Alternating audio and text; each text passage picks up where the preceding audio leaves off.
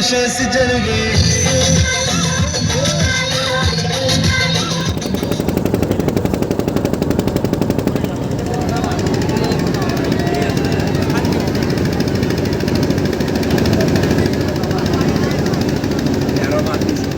আসসালামু আলাইকুম, সুগলিকে স্বাগতম আমার একটা নতুন ভিডিওত।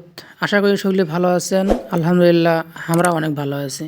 ৬০ গম্বুজ মসজিদ ঘোরাঘুরি শেষ করে আমরা এখন রওনা দিছি মংলা বন্দরের উদ্দেশ্যে। মংলা বন্দর পশুর নদী সুন্দরবন।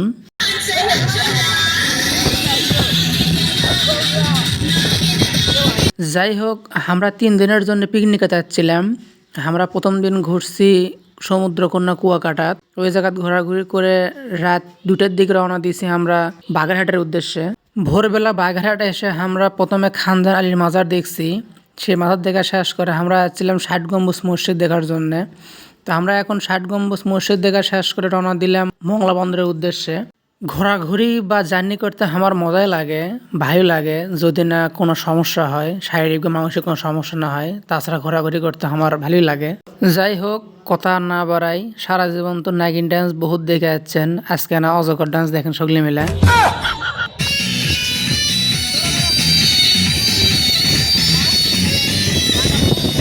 যাই হোক, বেশি আর দেখালাম না, কারণ বেশি সাউন্ড দিলে আপনি আবার লাচালাচি শুরু করে দিবেন, তখন আবার দেখা সমস্যা হয়ে যাবে। ভিডিও দেখা বাদ দিয়ে লাসন যদি ওঠে তখন আবার সমস্যা হয়ে যাবে, এই জন্য বেশি কোনো আর গান প্লে করলাম না। যাই হোক, আমরা চলে যাচ্ছি মোটামুটি রাস্তার মাঝামাঝি চলে যাচ্ছি।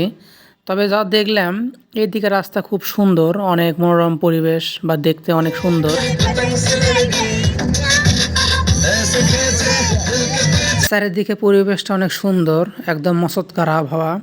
আবহাওয়াটা যেন সুন্দর, আমাকে গাড়ির মধ্যে গান বাজতেছে, গানও অঙ্কে সুন্দর। আমরা গানের তালে তালে দুলে দুলে যাচ্ছি।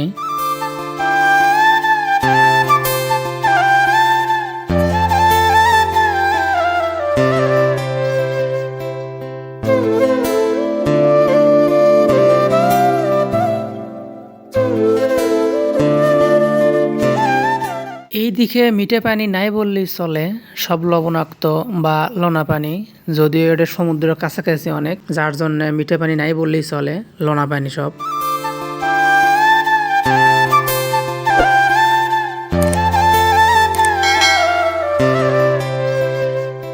তবে আপনারা পিকনিকে আসলে আর যাই করেন, পর্যাপ্ত পরিমাণ পানি নিয়ে আসবেন, কারণ এই জায়গার পানি আপনি খেতে পারবেন না।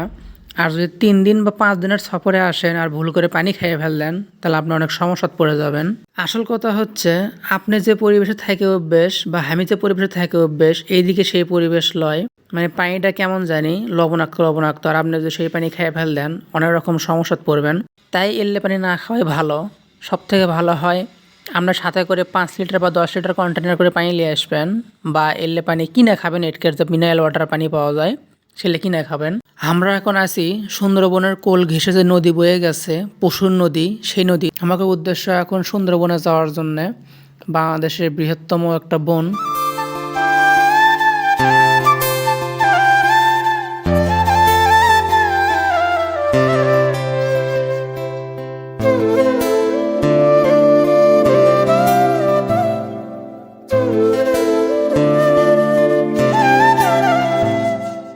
মংলাত নামেই আমরা সকলে মিলে সুন্দরবনে যাওয়ার জন্য রেডি হচ্ছি, মানে এদিকে রান্না হচ্ছে, আমরাও যাচ্ছি সুন্দরবনে। আসলে যদি খাওয়া দাওয়া করে যাই তাহলে ওই দিক যাই দেখা যাবে না, তাই আমরা সিদ্ধান্ত নিলাম যে আগে ঘুরে আসি, এদিকে রান্না হোক, এসে খাওয়া দাওয়া করা যাবে। তাই আমরা সকলে মিলে আগে নৌকা উঠলাম সুন্দরবনে যাওয়ার জন্যে।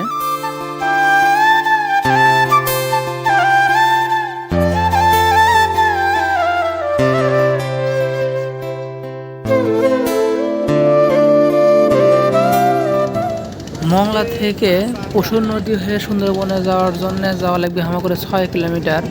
আসলে এই ৬ কিলোমিটার হামা করে এই নৌকার উপরেই যাওয়া লাগবে। সগলি যাচ্ছি আমরা, আমাদের সাথে আরও মানুষ আছে, মানে আরও টুরিস্ট আছে। তো এই ৬ কিলোমিটার যাওয়ার পরে সুন্দরবন পাবো আমরা। সারা জীবন তো আমরা খাঁচার মধ্যেই খালি বাঘ ভালুক দেখে যাচ্ছি, আজকে যদি কপালে থাকে সরাসরি দেখা যাবে, যেরকম হরিণ, বানর বা বাঘ সব কিছু দেখা যাবে। যাই হোক, খুব তাড়াতাড়ি দেখা হচ্ছে আমার পরবর্তী ভিডিও। সে পর্যন্ত সবাই ভালো থাকেন, সুস্থ থাকেন, আর আমার ভিডিও দেখে কেঙ্কা লাগে সেটাই আমরা কমেন্ট করে জানাবেন। এই প্রত্যাশায় আজকের মতো বিদায় নিচ্ছি। আল্লাহ হাফেজ।